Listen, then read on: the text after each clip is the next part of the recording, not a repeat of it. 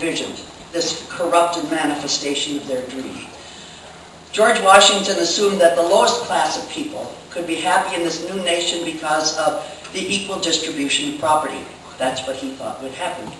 John Adams feared that, quote, monopolies of land would destroy the nation and that a business aristocracy born of inequality would manipulate voters, creating a system of subordination to all, the capricious will of one or a very few dominating the rest.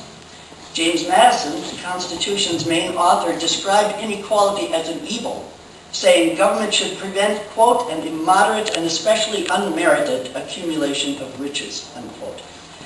And Alexander Hamilton, a good friend to manufacturing and banking, as the first Treasury Secretary, also argued for widespread ownership of assets, warning in 1782 that, quote, whenever a discretionary power is lodged in any set of men over the property of their neighbors, they will abuse it, unquote. Yet according to Pulitzer Prize-winning investigator David K. Johnston, since 1993, almost 1/4 of all income growth in the United States has gone to the top 1% of the top 1%. 1/4 of all income growth. That's approximately 16,000 households, which is smaller than Fond du Lac, where I come from, which in the last census had about 18,000 households. So 1/4 of all of the wealth in the country since 1993 has gone to those folks. And over the same period, the 280 million people who make up the bottom 90% reported less real income than in 1993. We can't go on this way. The Citizens United decision that I referenced earlier has aggravated and intensified the upward spiral of growth in the top income brackets, nearly decimating the middle class and creating a dangerous economic imbalance in our country, which was in fact based on the idea of equality. But the problem isn't going away and isn't even being addressed because those who hold the reins of power refuse to address it, clinging, for example, to the old reactionary canard that raising the minimum wage would hurt the workers, hurt the economy, etc., etc. A little personal note, as I was typing these lines, I made an interesting little Freudian slip, and instead of typing minimum wage, I typed minimum rage. Sometimes I need to take a break when I'm writing.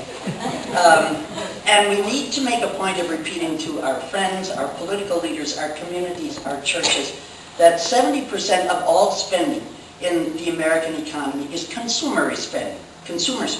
That's you, that's me. That's when we go out to buy a car or shop for Christmas or take your family out for dinner or take a college course or get your hair cut. Obviously, if consumers have less money, they cannot spend. Give them money, give them a raise.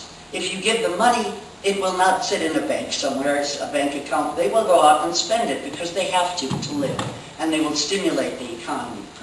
The current poverty levels from the federal government tell us that for a family of 4, the poverty level currently is considered to be $23,850, when as a person, I, living alone, could not manage on that amount. That amount, call it $24,000 to round it, is the gross amount, so if you start with less than $2,000 a month, and you are not likely to find rent, especially for a family of 4, for less than $600, and then add food, transportation, clothes, school costs, and so on and so on.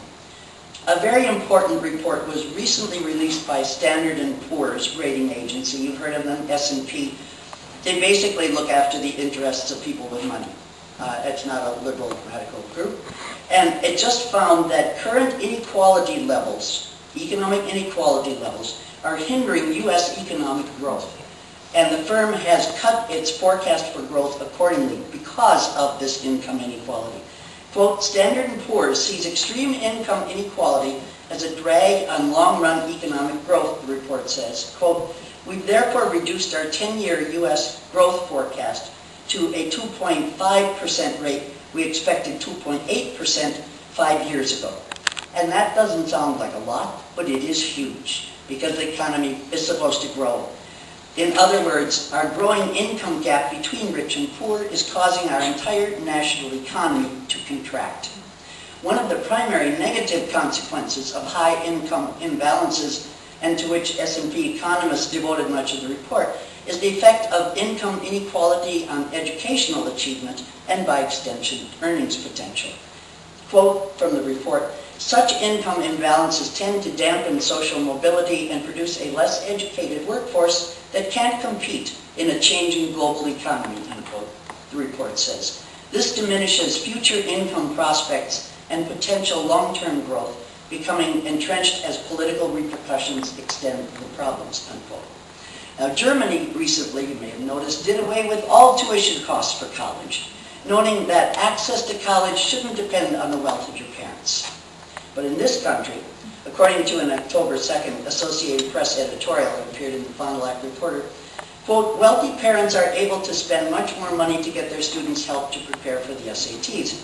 Quote, "Affluent parents in this country tend to get what they pay for. Their children score 125 points higher on SATs than those from the poorest homes."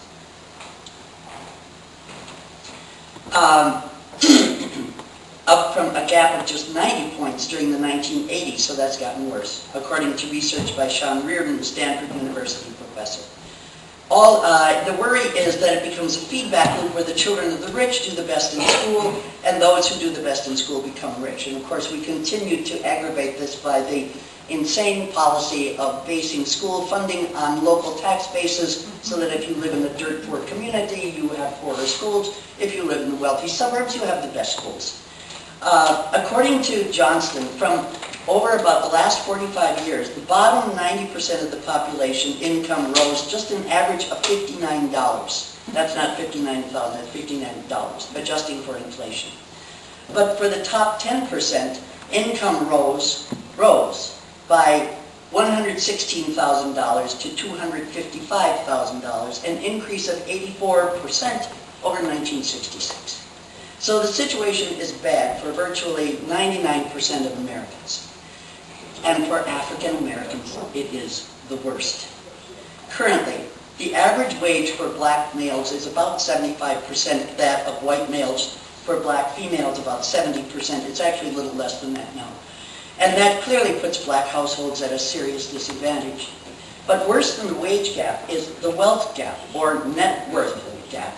That being the difference between everything you own, your assets, and what you owe. So, you own a house, you maybe own a car, if you have any kinds of investments, retirement fund, those are all your assets, part of your net worth. And then what you owe, your debts. So what you owe subtracted from what you own is your net worth. Here you see dramatically the stunning scale of the racial economic gap. From Brandeis University Institute on Assets and Social Policy Research brief from 2013. They said, quote, "Extreme wealth inequality not only hurts family well-being, it hampers economic growth in our communities. The toxic inequality has historical underpinnings, but is perpetuated by policies and tax preferences that continue to favor the affluent. Most strikingly, it has resulted in an enormous wealth gap between white households and households of color. In 2009, a representative survey of American households revealed that the median wealth of white families, the median wealth, was $113, I'm going to round numbers so you don't just have numbers swimming in your head, was $113,000, compared with $6,300 for Latino families, or $6,000, and $5,600 for black families. $5,600 compared to $113,000 for white families. That is more than a gap, that is a chasm. Looking at the same set of families over a 25-year period, the Brandeis research offered insight into how the policy and the real lived experience of families in schools, communities, and at work affect wealth accumulation.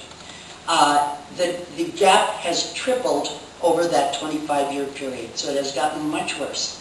And their analysis found little evidence to support common perceptions about why some households do better and accumulate wealth more quickly, about what underlies the ability to build wealth, including the notion that personal attributes and